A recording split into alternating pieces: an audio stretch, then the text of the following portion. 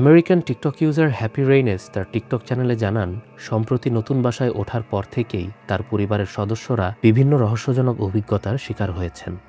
বিশেষ করে তার বাসার বেসমেন্টকে ঘিরেই এই রহস্যের সূত্রপাত।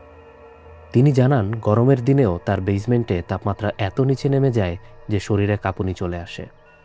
বেসমেন্টে গেলেই তার মনে হয় পেছন থেকে কেউ তাকে দেখছে।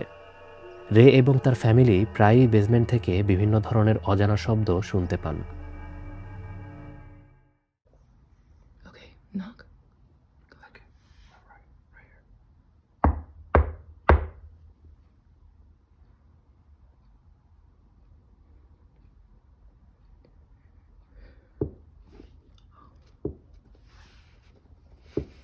Did you hear that?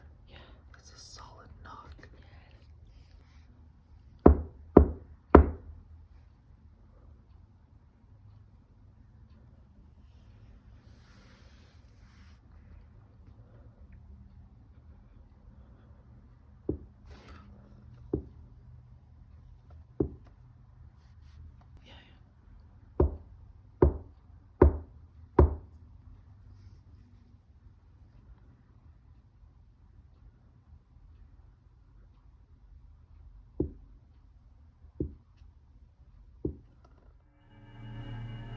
ঘটনা আরও জটিল হয়ে ওঠে যখন রে তার ছেলে অ্যান্ড্রুর জন্য বিখ্যাত কার্টুন চরিত্র এলমোর একটি বড় গ্যাস বেলুন কিনে আনেন। কেনার পর থেকেই এলমো নিজে নিজে কোনো সাহায্য ছাড়াই ভেসে ভেসে পুরো বাসায় ঘুরে বেড়াতে শুরু করে এবং প্রতিবারই বেলুনটি বেসমেন্টের দরজার সামনে গিয়ে দাঁড়িয়ে থাকে। আরও একটি ব্যাপার হচ্ছে, বেলুনটি কখনোই একা একা বেসমেন্টের দরজা দিয়ে নিচে নামে না। যদি রে এর ছেলে অ্যান্ড্রু বেলুনটির পেছনে ফলো করে, শুধুমাত্র তখনই বেলুনটি বেসমেন্টের সিঁড়ি বেয়ে নিচে নামতে থাকে। এটা সত্যি। এতটুকু পর্যন্ত দেখে দর্শকদের মনে এই ধারণা আসতে পারে যে হয়তো ঘরের এসি কিংবা ফ্যানের বাতাসের প্রবাহ বেলুনটিকে বারবার বেসমেন্টের দরজার দিকে নিয়ে যায়। কিন্তু এর মাঝেই একদিন এমন একটি ঘটনা ঘটে যা রে এবং তার পুরো পরিবারকে চিন্তিত করে তোলে।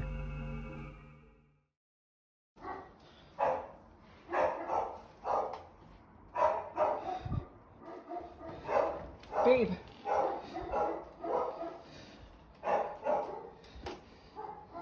Quiet. Quiet.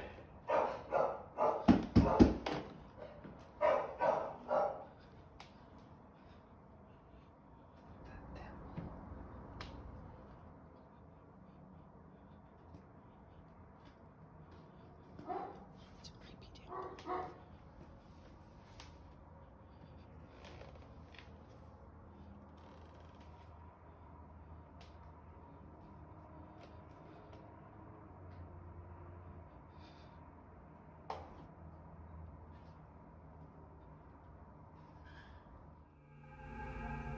এই ঘটনার পর রে চেয়েছিলেন এলমো বেলুনটিকে বাইরে ফেলে দিয়ে আসতে, কিন্তু তার ছেলে অ্যান্ড্রু কোনোভাবেই বেলুনটি ফেলে দিতে রাজি হয়নি।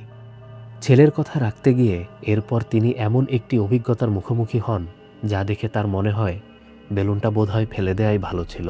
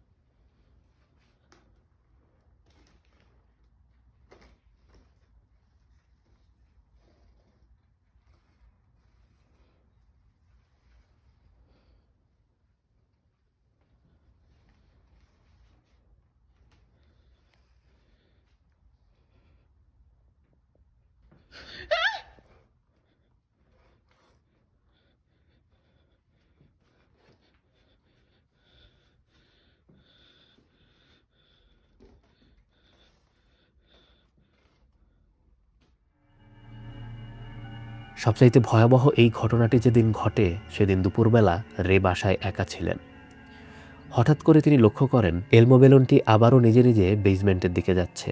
নিজের ফোন বের করে রেকর্ড করতে শুরু করেন তিনি। বেসমেন্টের দরজার কাছে এসে বেলুনটি হঠাৎ থেমে যায়।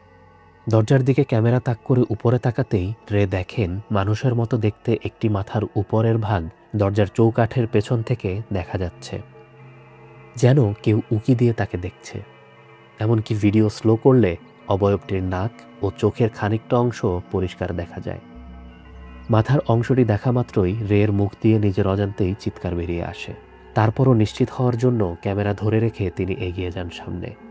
যখনই তিনি বুঝতে পারেন যে এটা চোখের ধাঁধা নয়, সাথে সাথে ভিডিও করা বন্ধ করে বাসা ছেড়ে বেরিয়ে যান তিনি।